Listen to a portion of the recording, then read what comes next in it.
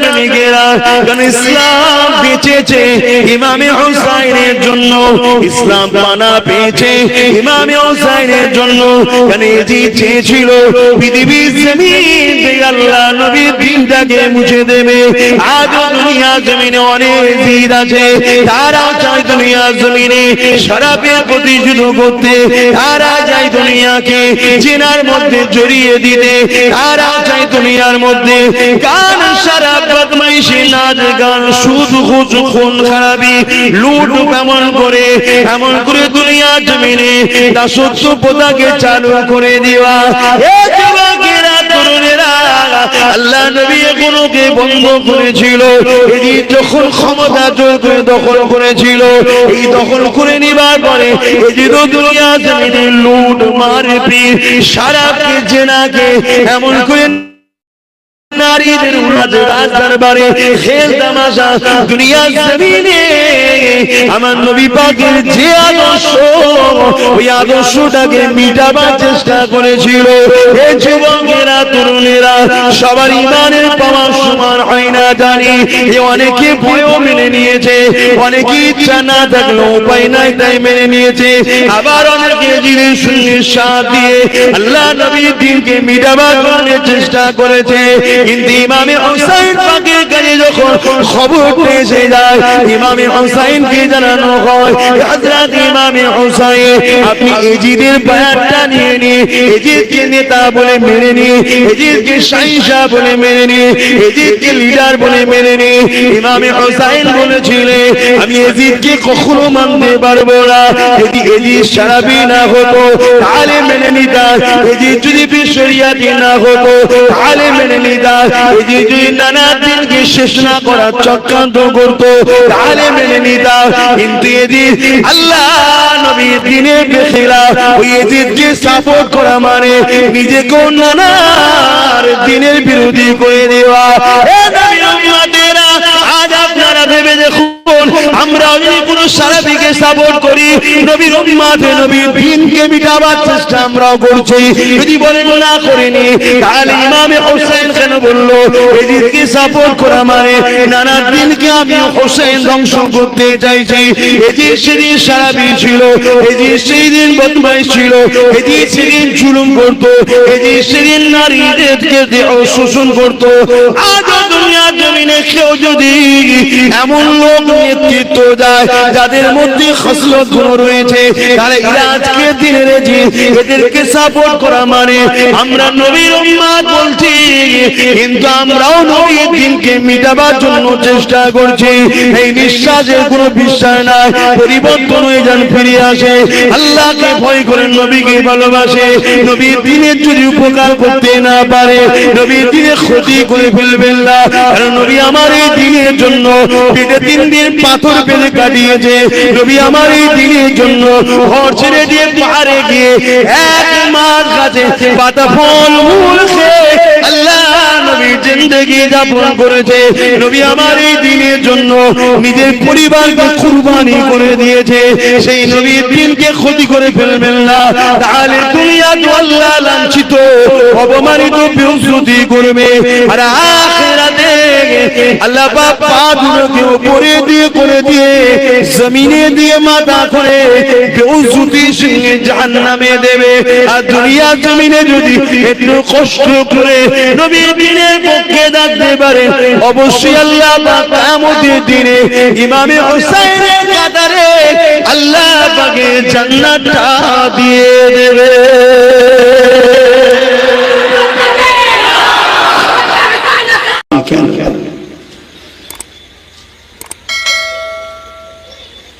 কত কষ্ট হয়েছে আল্লাহ নবী বসে আছেন, দুটো বাচ্চাকে কোলে করে নিয়ে, একটার নাম মুহাম্মদ, একটার নাম ইব্রাহিম, আর একটার নাম হলো ইমামে হুসাইন। হঠাৎ করে জিবরাইল আলাইহিস সালাম বাজরাইল চলে আসলেন। আসসালাতু ওয়াসসালামু আলাইকা রাসূলুল্লাহ হাবিবাল্লাহ। হুজুর দুটো বাচ্চার মধ্যে থেকে একটা আপনি নেবেন, একটা আল্লাহ পাক নিয়ে যাবে, অর্থাৎ একটাকে আল্লাহ নিয়ে নেবে আর একটা আপনার কাছে রাখবে। রাখবেন, দুটো আপনার গায়ে থাকবে না। হুজুর ফয়সাল্লাহ আপনার যেটা আপনি নিতে চাইবেন রাখুন, আর একটাকে আপনাকে ফিরিয়ে দিতে হবে। আমার আল্লাহ পাক এই বাচ্চাটাকে নিয়ে যাবে।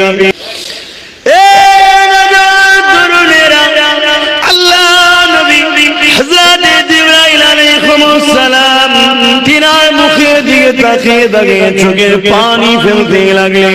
আল্লাহ নবী নূরের চোখের পানি ঝরে ঝরে ঝরে দাড়ি মুবারক দিয়ে গড়িয়ে গড়িয়ে পিরহানে পড়তে লেগেছে। নবী আমার একবার নিজের বাচ্চা হযরত ইসমাঈল ইব্রাহিমের দিকে তাকায়, আর একবার খাতুনে জান্নাতের জান নবী পাকের নওয়াজা হোসেনের দিকে তাকায়। একবার এর দিকে তাকায় আর একবার ওর দিকে তাকায়। আর দুটো বাচ্চা নানা নবী পাকের কোলে ছুটোছুটি করে, খেলা করে, কখনো কাঁধে ওঠে, কখনো ছুটে যায়, কখনো কোলে বসে। আল্লাহ নবী চোখ ভরা পানি নবী আমার ইমামে হোসেনকে দিলেন না, নবী আমার নিজের বাচ্চা ইব্রাহিমকে দিলেন। ইব্রাহিম চলে গেলে আমি রাসূল কাঁদবো, আমার হোসেন চলে গেলে আমার ফাতেমা কাঁদবে। ফাতেমার চোখের পানি আমি নবী কখনো দেখে সহ্য করতে পারবো না।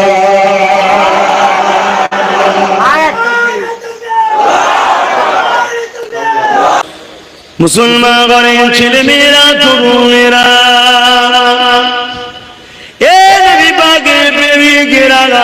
পরিবর্তন হবার জন্য মাহফিল আমরা দিই, পরিবর্তনের আশায় বসেন, মসজিদগুলোকে আবাদ করে, মা বাপকে ভালোবাসে, গরীবদের হক আদায় করে, বড়দেরকে সম্মান করে, নবী পরিবারদেরকে তাজিম মহব্বত করে। তরুণেরা, প্রেমিকেরা, কারণ ইসলাম বেঁচেছে ইমামে হোসেনের জন্য, ইসলাম পানা পেয়েছে ইমামে হোসেনের জন্য। কারণ এজি চেয়েছিল পৃথিবীর জমিন থেকে আল্লাহ নবীর দিনটাকে মুছে দেবে। আজ দুনিয়া জমিনে অনেক জিদ আছে, তারা চায় দুনিয়া জমিনে শরাবের প্রতিশোধ করতে, তারা চায় দুনিয়াকে জিনার মধ্যে জড়িয়ে দিতে, তারা চায় দুনিয়ার মধ্যে গান, শরাব, বদমাইশি, নাচ গান, সুদ, ঘুষ, খুন খারাপি, লুট এমন করে দুনিয়া জমিনে দাসত্ব প্রথাকে চালু করে দেওয়া। আল্লাহ নবী এগুলোকে বন্ধ করেছিল। এটি যখন ক্ষমতা দখল করেছিল, এই দখল করে নিবার পরে এই দুনিয়া জমিনে লুট, মারপিট, শরাবকে, জেনাকে এমন করে নারীদের রাজ দরবারে খেল তামাশা দুনিয়ার জমিনে আমার নবী পাকের যে আদর্শ, ওই আদর্শটাকে মিটাবার চেষ্টা করেছিল। এই যুবকেরা, তরুণেরা, সবার ইমানের পাওয়ার সমান হয় না জানি। অনেকে ভয়ও মেনে নিয়েছে, অনেকে ইচ্ছা না থাকলেও উপায় নাই তাই মেনে নিয়েছে, আবার অনেকে জিনের সঙ্গে সাথ দিয়ে আল্লাহ নবীর দিনকে মিটাবার জন্য চেষ্টা করেছে। কিন্তু ইমামে হোসেন পাকের কাছে যখন খবর এসে যায়, ইমামে হোসেনকে জানানো হয়, হযরত ইমামে হোসেন আপনি এজিদের বায়াতটা নিয়ে নিয়ে এজিদকে নেতা বলে মেনে নিয়ে, এজিদকে শাহিনশাহ বলে মেনে নিয়ে, এজিদকে লিডার বলে মেনে নিয়ে। ইমামে হোসেন বলেছিলেন আমি এজিদকে কখনো মানতে পারবো না, যদি এজিদ শরাবি না হতো তাহলে মেনে নিতাম, এজিদ যদি বিশরিয়াতি না হতো তাহলে মেনে নিতাম, এজিদ যদি নানা দিনকে শেষ না করার চক্রান্ত করতো তাহলে মেনে নিতাম। কিন্তু এজিদ আল্লাহ নবীর দ্বীনের খেলাফ, ওই এজিদকে সাপোর্ট করা মানে নিজেকে নানার দ্বীনের বিরোধী করে দেওয়া। আজ আপনারা ভেবে দেখুন, আমরা যদি কোন সালাফিকে সাপোর্ট করি, নবীর উম্মতে নবীর দ্বীনকে মিটাবার চেষ্টা আমরাও করছি, যদি বলেন না করিনি তাহলে ইমামে হোসেন কেন বললো এজিদকে সাপোর্ট করা মানে নানা দ্বীনকে আমি হোসেন ধ্বংস করতে চাইছি। এজিদ সেদিন সালাফি ছিল, এজিদ সেদিন বদমাইশ ছিল, এজিদ সেদিন জুলুম করতো, এজিদ সেদিন নারীদেরকে দেহ শোষণ করতো। আজ দুনিয়ার জমিনে কেউ যদি এমন লোক নেতৃত্ব যায় যাদের মধ্যে খসলত গুণ রয়েছে, তাহলে আজকে দিনের এদেরকে সাপোর্ট করা মানে আমরা নবীর উম্মত বলছি, কিন্তু আমরাও নবীর দিনকে মিটাবার জন্য চেষ্টা করছি। এই নিঃশ্বাসের কোনো বিশ্বাস নাই, পরিবর্তন হয়ে যান, ফিরে আসে, আল্লাহকে ভয় করেন, নবীকে ভালোবাসে। নবীর দিনের যদি উপকার করতে না পারে, নবীর দিনে ক্ষতি করে ফেলবেন না, কারণ নবী আমার এই দিনের জন্য পেটে 3 দিন পাথর পেলে কাটিয়েছে। নবী আমার এই দিনের জন্য ঘর ছেড়ে দিয়ে পাহাড়ে গিয়ে 1 মাস গাছে পাতা ফল মূল খেয়ে আল্লাহ নবীর জিন্দেগি যাপন করেছে। নবী আমার এই দিনের জন্য নিজের পরিবারকে কুরবানি করে দিয়েছে।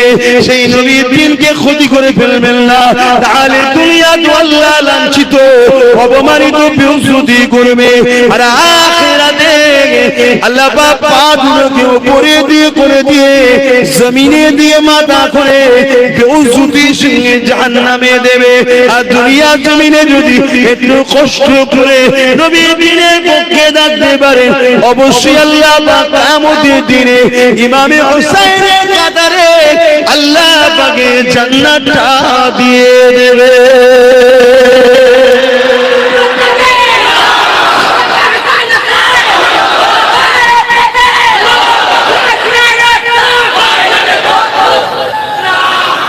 আর যদি আমরা ইমামে হুসাইন পাকের দিকে একটু তাকাই, তিনার শিশুবানা জিন্দেগিটা যদি একটু আমরা দেখি, অবাক হয়ে যাবে ইমামে হুসাইনের শিশুবানা জিন্দেগি কেমন ছিল।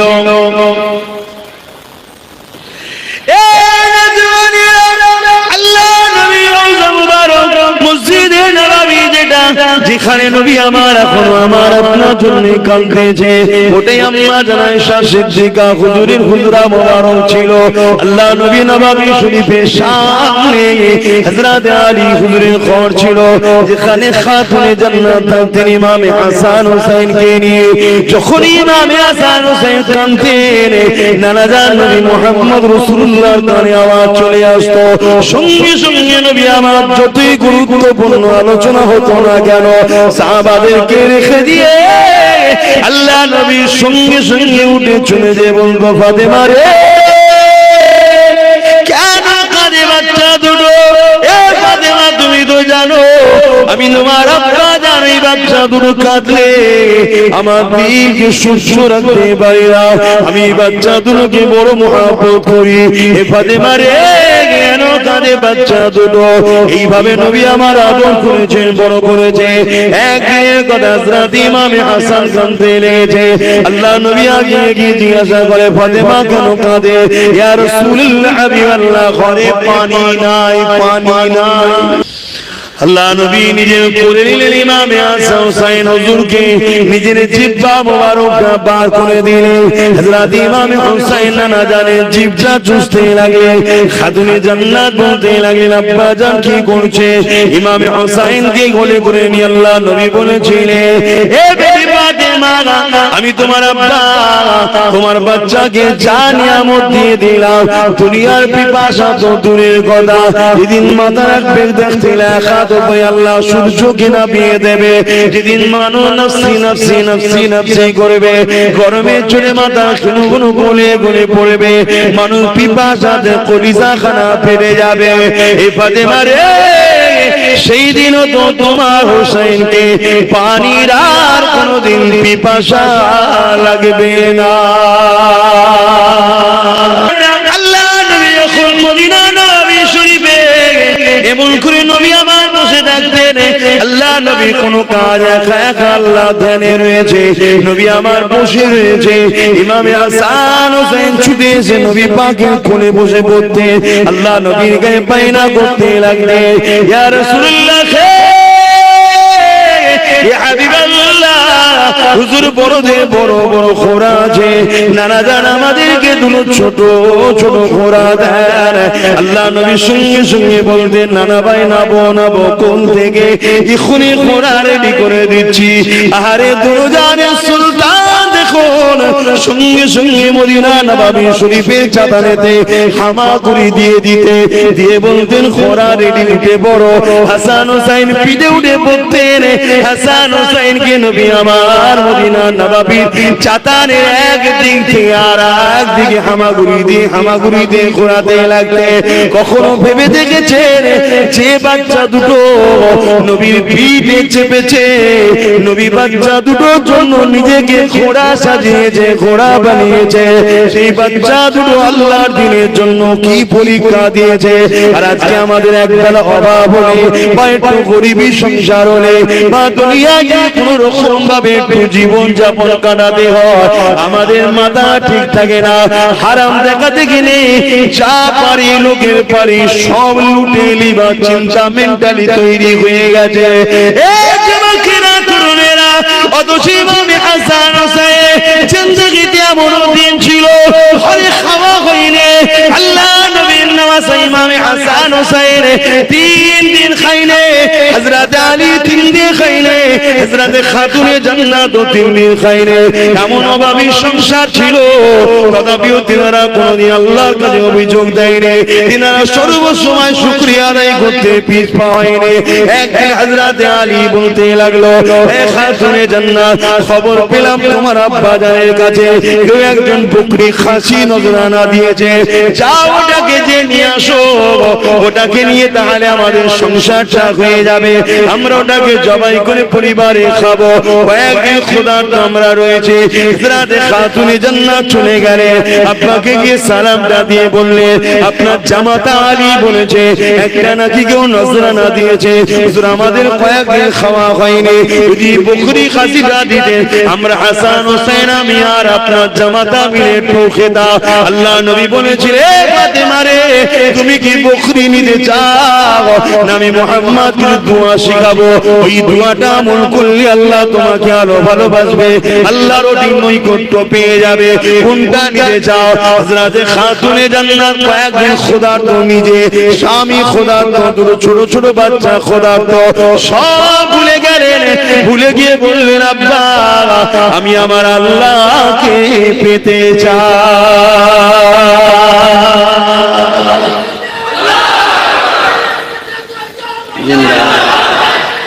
আল্লাহ কখনো কি রাত্রির শুবার সময় আল্লাহ নবীর কথা কি মনে পড়ে না?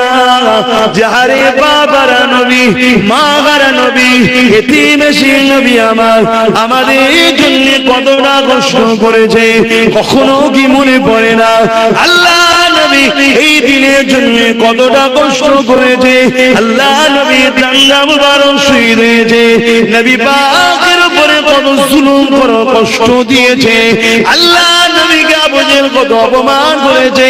এই দিনের জন্য এই নবীর উম্মত হিসাবে আমরা দিনের খেদমত করব, আমরা দিনের প্রচার করব, আমার যতটুকু সামর্থ্য আছে যে এগিয়ে যাচ্ছে তার পাশে দাঁড়িয়ে আমার সমর্থটুকু তাকে সাহায্য করব। কখনো যদি কেউ এগিয়ে যায় দিনের জন্য আমি তার সঙ্গে পায়ে পা মিলিয়ে তার পিছু পিছু এগিয়ে যাব। কেউ যদি দিনের জন্য কিছু কারিগর তৈরি করে আমি আমার সামর্থ্য মতো তার কারিগরিতে আমি সহযোগিতা করব, কেননা নবী আমার সারা জীবনটা আমাদের জন্য কেঁদেছে, আজও কাঁদছে, কিয়ামতের দিনে কাঁদবে। বাবারা মা খারা এতিম নবী আমার এই দিনের জন্য কত কষ্ট করেছে। আল্লাহ নবীর নওয়াজা হযরত ইমাম হুসাইনকে নিয়ে আল্লাহ নবী নিজের কোলে বসিয়ে দিয়ে চুমা দেয়, আর চোখের পানি হুসাইনের গায়ে পড়তে লেগেছে, এত কাঁদে আল্লাহ নবীর চোখের পানিতে হুসাইন ছোট হুসাইনের গা মুবারক ভিজে যেতে লেগেছে। এমন সময় সাহাবারা জিজ্ঞাসা করলে, ইয়া রাসূলুল্লাহ হাবিবাল্লাহ আপনি বাচ্চাদেরকে বড় ভালোবাসে, আপনি বাচ্চাদেরকে বড় পিয়ার করে, আমরা দেখেছি আপনি যখন মদিনা নববী শরীফে দাঁড়িয়ে খুতবা দিতে লাগতেন, হাসান হোসেন যখন ওই মসজিদে নববীতে ঢুকতো, ইয়া রাসূলুল্লাহ হে হাবিবাল্লাহ আপনার নজরটা যে হাসান হোসেনের দিয়ে পড়ে যেত আপনি আর এক মুহূর্ত দেরি করতেন না আগিয়ে গিয়ে কাতার ভেঙে ভেঙে আপনি হাসান হোসেনকে কোলে নিয়ে নিজে দুই পাশে বসিয়ে দিতে তাদেরকে এত ভালোবাসে ইয়া রাসূলুল্লাহ ইয়া হাবিবাল্লাহ আমরা দেখেছি এই বাচ্চা দুটোকে কাঁধে করে আপনি যখন বাজারে যেতে দুদিকে কাঁধে তুলে নিয়ে ঘুরে বেড়াতে ইয়া রাসূলুল্লাহ ইয়া হাবিবাল্লাহ কিন্তু আজকে আপনি এই হোসেনকে নিয়ে এত কেন কাঁদে আল্লাহ নবী বলেছিলেন ইয়া মাসাবারা আমাকে ফেরেশতা জানিয়ে দিয়েছে আমার আল্লাহ দিনের জন্য এই বাচ্চার উপরে এত পরীক্ষা আসবে কারবালার ময়দানেতে আমার উম্মত দাবিদারকারীরা একদল লোকেরা আমার এই বাচ্চার উপরে অনেক অত্যাচার করবে আমার বাচ্চাকে পানি পর্যন্ত দেবে না অথচ পৃথিবীতে পানি হয় আমি রাসূল আমার ওসিলা করে তামাম কায়নাতে যা কিছু আছে আল্লাহ আমার জন্য তৈরি করেছে আমার বাচ্চাকে পানি পর্যন্ত পান করতে দেবে না আর কারবালার ইতিহাস খুলে দেখে না হযরত আলী আসগরকে যখন পানি পান করাতে নিয়ে গিয়েছিল ইমাম হোসেন ওই সময় নিয়ে যাওয়ার পরে সীমারে দলের লোকেদেরকে হযরত ইমাম হোসেন বলেছিলেন এই দলের লোকেরা তোমাদের মনে হয় হোসেন যদি পানি পান করে দাও এই বাতকে ঠান্ডা করা যাবে না এই আলী সন্তানকে রুখা যাবে না এই পিপাসায় আমাদেরকে কমজোর করতে চাইছো এই দলের লোকেরা আমি হোসেন কথা দিলাম এক কোট পর্যন্ত পানি পান করবো না এক কাতরা পর্যন্ত পানি পান করবো না কিন্তু দেখো এই ছোট্ট বাচ্চাটা 1 বছর বয়স এখন হয়নি একে একটু পানি পান করতে দাও গলাটা শুকিয়ে যাচ্ছে বারবার টানতে লেগেছে লোকেরা এই বাচ্চাটাকে পানি পান করতে দাও কাল কিয়ামতের ময়দানে যেদিন সবাই পানি করে পাগল হয়ে যাবে আমার নানা জান আবে কাউসারের পানির মালিক হয়ে গেছে ইন্না আতাইনাকাল কাউসার আল্লাহ দান করে দিয়েছে সেদিন তোমাদেরকে বলি পানি পান করাবো হতভাগা নিষ্ঠুর পাষাণ জালিমেরা আরে নবী পরিবারের উপরে কি জুলুম হয়েছে দেখো কি রকম আল্লাহর পরীক্ষা হয়েছে দেখো এইভাবে জালিমরা সহ্য করলো না যখন ইমাম হোসেন পানি পান করাতে যাবে দূর থেকে এক সন্ত্রাস জালি তীরকে লক্ষ্য করলো ছোট বাচ্চা আলী আসগরের এই শাকির এখানে এসে তীরটা লাগলো আর একদিকে বেরিয়ে গেল হিচকিরিতে বাচ্চা রক্তটা নিজের সিনা মোবারকে জামায় লেগে গেল বাপ নিজের 1 বছরের বাচ্চাকে পানি পান করাতে পারলো না বাচ্চারা ছটছট করতে লাগলো লড়তে আস্তে আস্তে বাপের হাতে ঠান্ডা হয়ে গেল আসমানের দিকে তাকিয়ে ইমাম হোসেন বলেছিলেন আল্লাহ ইব্রাহিমকে পরীক্ষা নিয়েছে বাচ্চা কুরবানির জন্য ইব্রাহিম পরীক্ষায় আগিয়েছিল কিন্তু ইব্রাহিমের বাচ্চা কুরবানি হয়নি আজকে হোসেন তোমার দিনের জন্য নিজের ছোট বাচ্চাকে কুরবানি দিয়ে দিল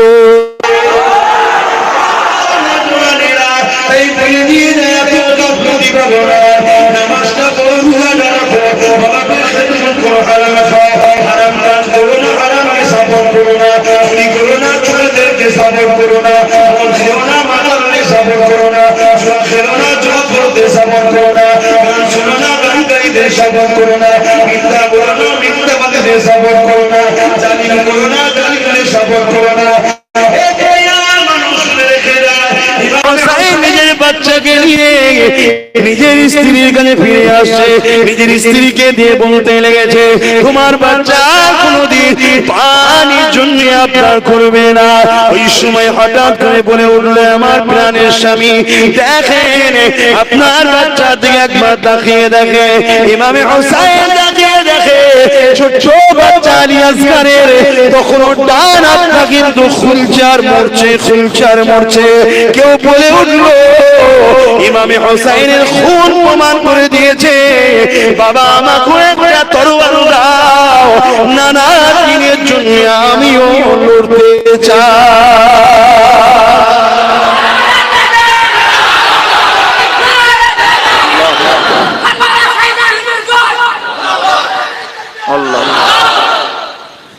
আমরা আমরা সহজে জান্নাত চলে যাব, এত সহজ নয়। তাদেরকে ভালোবাসেন, তাদের এই কুরবানির ইসলামটাকে নিয়ে খেলা করা হচ্ছে। ইসলামকে গুরুত্ব দেন, ইসলামকে সম্মান দেন, ইসলামকে ভালোবাসেন, নিজের জীবনের মধ্যে ইসলাম আনেন। আহা, একটা কোনো বাড়িতে যদি একটা লোক ইন্তেকাল করে বা কোনো বাপের যদি একটা ছেলে মারা যায়, ওই বাড়িতে কত পাড়ার লোক আসবে, সবাই আত্মীয় স্বজন কাঁদবে, বাপ ছটফট করবে, কাঁদবে, তাকে সবাই বোঝাবে। ভেবে কখনো দেখেছে?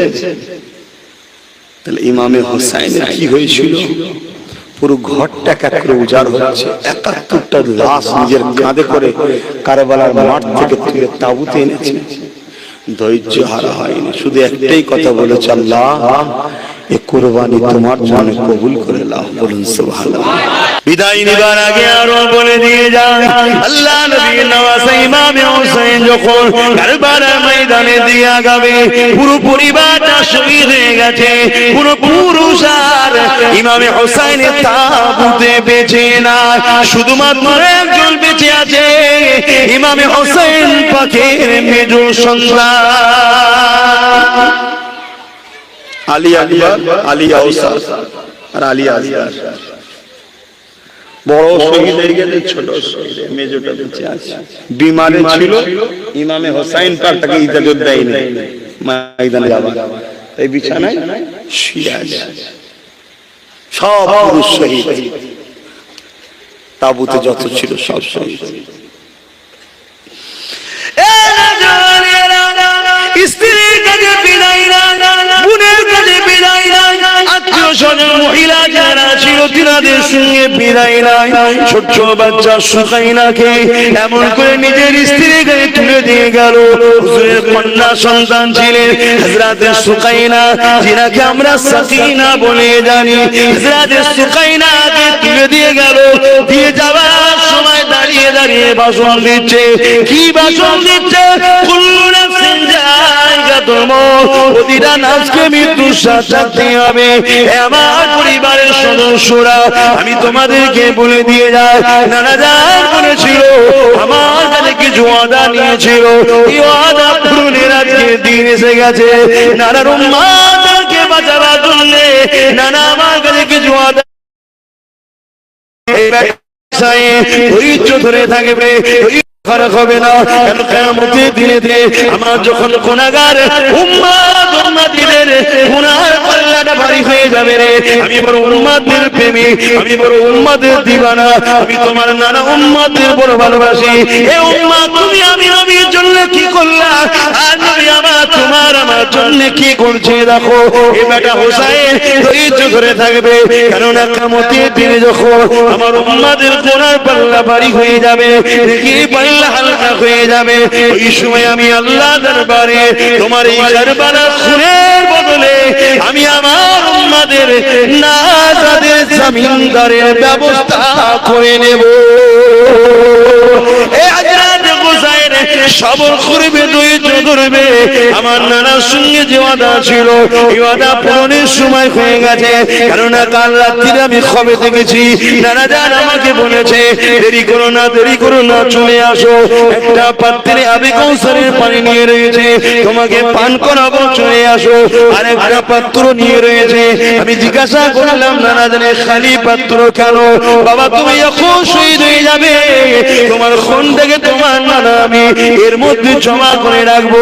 কাল কিয়ামতের ময়দানে আমার উম্মতের এখন আসামির কাঠ করে দাঁড়িয়ে যাবে। গুনার পাল্লা যখন ভারী হয়ে যাবে, নেকির পাল্লা যখন হালকা হয়ে যাবে, তোমার খুনের বিনিময়ে, খুনের বিন্দু বিন্দু বিন্দু বিনিময়ে আমি রাসূল আল্লাহর কাছে আমার উম্মতের জামিনদারের দুআ আশা রাখবো। এ আমার প্রিয়রা, এ আমার পরিবারেরা, সবর করবে তোমরা, ধৈর্য খারাপ হবে না, কারণ মৃত্যু সবার অবশ্যই হবে।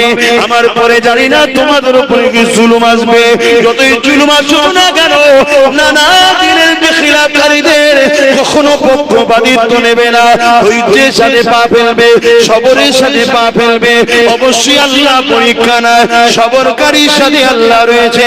এই বলে ইমামে হোসেন নিজের ছোট্ট কন্যা সন্তানটাকে চুমা দিয়ে বুকে করে জড়িয়ে করে আদর করে বাপ আমার বিদায় নিতে লেগেছে। ঘোড়ার পিঠে যখনই উঠে পড়েছে, যুদ্ধের লিবাসটা পরে এগিয়ে যাবে, ঘোড়াকে বলছে চলো, নানা দিনের জন্য চলো, নানা উম্মতদের বাঁচাবার জন্য চলো, সময় আমার হয়ে এসেছে।